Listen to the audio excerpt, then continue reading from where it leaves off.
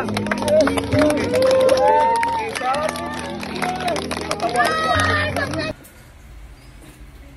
Magandang araw po sa inyong lahat, mga iniibig ko sa Panginoon, sa mga taga-subaybay po natin sa Facebook, sa ating Reels.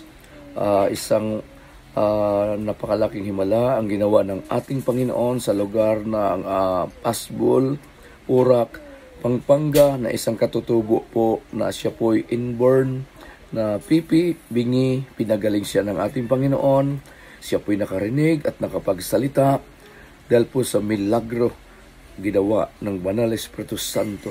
Kaya salamat po sa mga nanonood po dito at i-share po ninyo para sa gayon makatulong po tayo sa mga nangailangan, lalo na yung mga nasa malayo, mga OFW.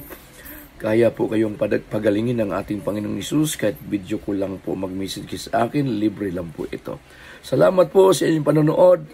Share, like, amen, at magpadala kayo ng inyong mga prayer request. Shalom po, pagpalain kayong lahat ng ating Panginoon.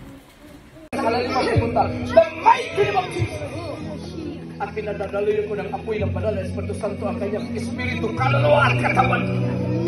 Ang kanyang tainga, binubuhusan ko ng banal na dugo ni Jesus. Ang kanyang tila na labunan, tila magpangsyon ka ng normal. The mighty name of Jesus. Magsasalita ka, makakarinig ka. Thank you, Jesus.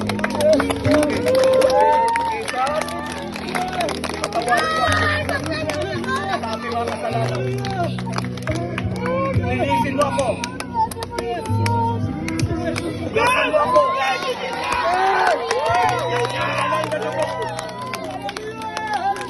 At tumingin sa cross ng Kalbaryo.